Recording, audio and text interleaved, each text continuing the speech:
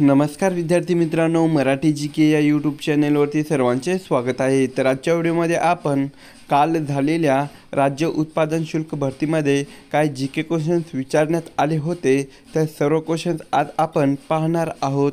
तर ही व्हिडिओ सर्वांनी शेवटपर्यंत पाहायचा आहे। व्हिडिओ आवडल्यास व्हिडिओला नक्की लाईक आणि चॅनलला सबस्क्राईब करायचं आहे।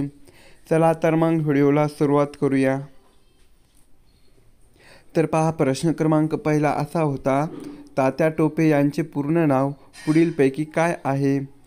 तर ऑप्शन क्रमांक 3 रामचंद्र पांडुरंग येवलेकर हे तात्या टोपे यांचे पूर्ण नाव आहे। प्रश्न क्रमांक दुसरा 2011च्या जनगणनेनुसार खालीलपैकी सर्वाधिक साक्षर राज्य कोणते आहे? तर ऑप्शन क्रमांक 1 मिझोराम हे राज्य 2011च्या जनगणनेनुसार सर्वाधिक साक्षर असलेले राज्य आहे।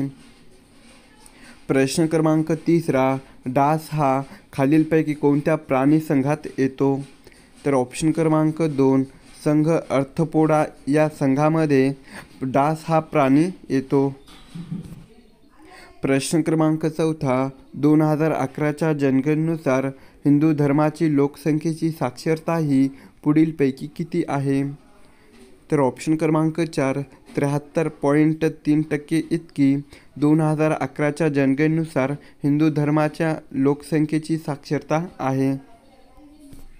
प्रश्न क्रमांक 5 2023मध्ये नुकतेच निधन झालेले बिशन सिंग बेदी हे कोणत्या खेळाशी संबंधित होते?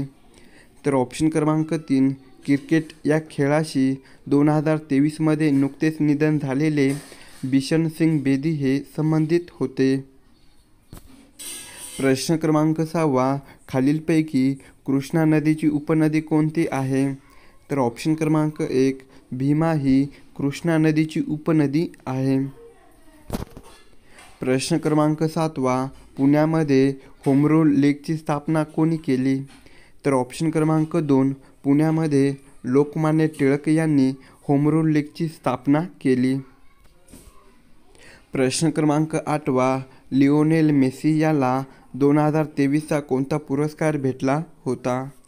तर ऑप्शन क्रमांक 2 2023चा बॅलन डी'ओर हा पुरस्कार लिओनेल मेसी याला भेटला होता। प्रश्न क्रमांक 9 खालीलपैकी महाराष्ट्रात कोणती पर्वतरांग आढळते? तर ऑप्शन क्रमांक 4 शंभू महादेव ही महाराष्ट्रात पर्वतरांग आढळते। प्रश्न क्रमांक 10 महात्मा गांधी यांनी सन 1918 साली डॅश कामगारासाठी लढा उभारला? तर ऑप्शन क्रमांक 3 गिरणी कामगारासाठी लढा हा महात्मा गांधी यांनी सन 1918 साली उभारला। प्रश्न क्रमांक 11 शारदा कायदा हा कोणत्या वर्षी संमत झाला? तर ऑप्शन क्रमांक 3 सन 1929 या वर्षी शारदा हा कायदा संमत झाला। प्रश्न क्रमांक 12 पचनसंस्थेतील टाकाऊ पदार्थ बाहेर टाकणाऱ्या भागाला काय म्हणतात? तर ऑप्शन क्रमांक 3 गुदद्वार असे पचनसंस्थेतील टाकाऊ पदार्थ बाहेर टाकणाऱ्या भागाला म्हणतात। प्रश्न क्रमांक 13 इंग्रजांच्या काळामध्ये मराठीतील वृत्तपत्र पुढीलपैकी कोणते होते?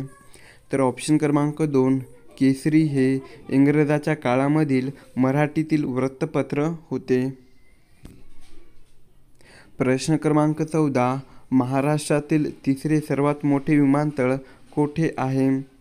तर ऑप्शन क्रमांक 1 नागपूर या ठिकाणी महाराष्ट्रातील तिसरे सर्वात मोठे विमानतळ आहे। प्रश्न क्रमांक 15 शारदा सदनची स्थापना पुढीलपैकी कोणी केली? तर ऑप्शन क्रमांक 1 पंडिता रमाबाई यांनी शारदा सदनची स्थापना केली। प्रश्न क्रमांक 17 कोणते अनुच्छेद हे अस्पृश्यता समाप्त करणारे आहे? तर ऑप्शन क्रमांक 2 अनुच्छेद 17 हे अस्पृश्यता समाप्त करणारे आहे। प्रश्न क्रमांक 17 मराठवाडा विभागामध्ये खालीलपैकी कोणता जिल्हा येत नाही?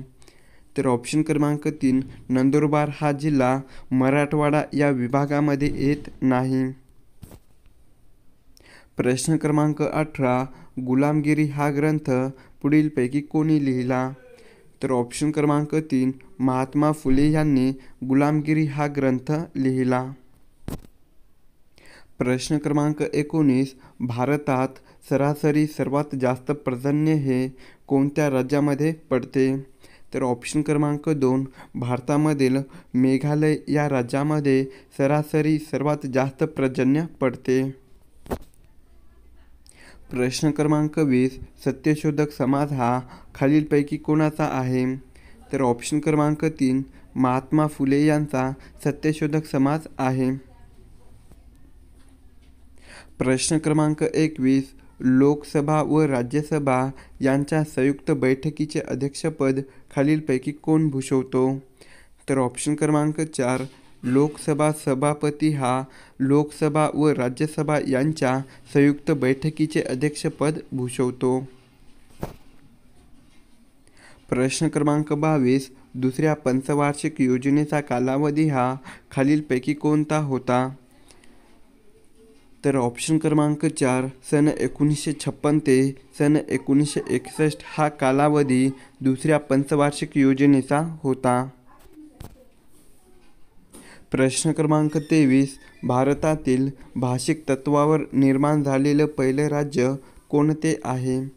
तर ऑप्शन क्रमांक 4 आंध्र प्रदेश हे राज्य भारतातील भाषिक तत्वावर निर्माण झालेलं पहिलं राज्य आहे. प्रश्न क्रमांक 24 भारतीय राज्यघटनेतील घटनादुरुस्ती ही पद्धत बहुतांश कोणत्या देशाच्या घटनेवर आधारित आहे? तर ऑप्शन क्रमांक 2 दक्षिण आफ्रिका या देशाच्या घटनेवर भारतीय राज्यघटनेतील घटनादुरुस्ती ही पद्धत आधारित आहे. प्रश्न क्रमांक 25 भारतातील कोणते शहर हे भारताचे पॅरिस म्हणून ओळखले जाते? तर ऑप्शन क्रमांक 3 भारताचे जयपूर हे शहर भारताचे पॅरिस म्हणून ओळखले जाते. प्रश्न क्रमांक 26 कोणती पश्चिम वाहिनी नदी ही राजस्थानमधून वाहत नाही? तर ऑप्शन क्रमांक 2 नर्मदा ही पश्चिम वाहिनी नदी राजस्थानमधून वाहत नाही. प्रश्न क्रमांक 27 खालीलपैकी प्रतियोगी सहकारिता कोणाची आहे? तर ऑप्शन क्रमांक 2 लोकमान्य टिळक यांची प्रतियोगी सहकारिता आहे.